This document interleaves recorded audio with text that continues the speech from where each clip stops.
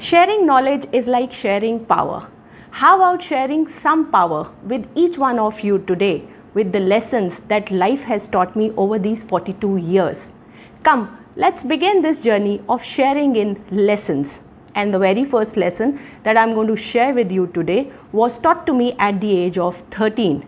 And someone who taught me this lesson is a very close person to me. She is my grandmother, my mentor, 𝗵𝗶𝗹𝗶 Biji. Before I go any further, let me give you a brief about Biji. Biji was beauty in grace. She was simple yet knowledgeable. Of all the memories that I have of her from my childhood, I remember her sitting on her favorite chair, offering her silent prayers, holding her 𝗃𝗂𝗃𝗃. Irrespective of what hour of the day it used to be, morning, afternoon, evening, late evening, or even at night, I've always seen her offering her silent prayers, holding her 𝗃𝗂𝗃. She was highly religious, but somehow being religious does not guarantee a smooth life. And that's exactly what happened to her when her only daughter became a widow at the age of 34 with two young daughters, wherein the elder one was 8 and the younger one was just 6. For Biji, as a mother, it was very difficult to take in that pain. But somehow, she managed to live with that pain for 3 years, wherein an unfortunate day, life hit her much harder.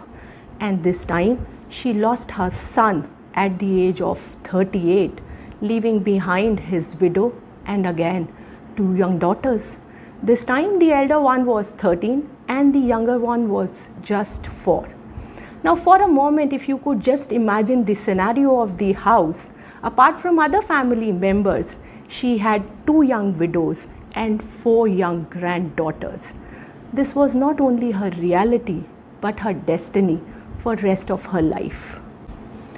And there comes me, absolutely unhappy with life and full of complaints. I was not only complaining because I lost my father at the age of 13, but I was unhappy as I could not take in the pain that the entire family was going through.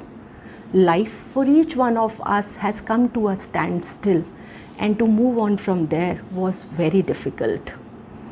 And I clearly remember that day when as usual, I was sitting on the bed and looking at the portrait which was right there in front of my eyes onto the wall.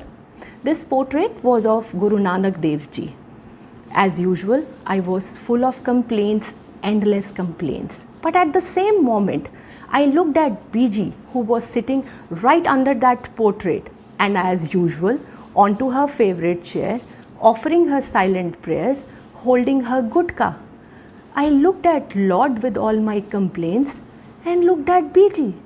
I again looked at Lord and looked at Biji and wondered, how come Biji has no complaints? How can Biji still pray to Lord? And I couldn't stop myself asking her this question. I called her and asked, Biji, एक गल दसो, तुहाडा हले भी जी करदा है पाठ करन नू? Which means, Biji, do you still feel like offering your prayers to the Lord? To this, what she answered changed my life at one go. Rather, life happened to me in that one moment to the words that she just said. She said, Putra, hale vi shukar hai, o chahe te ki nahi kar sakda. Which means, I am still thankful to Lord. If He wish, He can do much more than this. I was zapped, completely zapped to listen to what she just said. Believe you me, for someone who has gone through so much in life, it needs a heart to say these words. You have no complaints, rather you still full of gratitude. And that day I felt very shallow in front of her. I told myself, when Biji has no complaints, I have no reasons to complain. When Biji can still practice gratitude, I can at least try to practice gratitude. And that day, in that moment, I decided that whatever challenge life may throw upon me, I will always practice the lesson that that pure soul taught me effortlessly. The lesson of gratitude, the attitude of gratitude. All through her life, till her last breath at the age of 92, she practiced gratitude. She never taught us how to be thankful.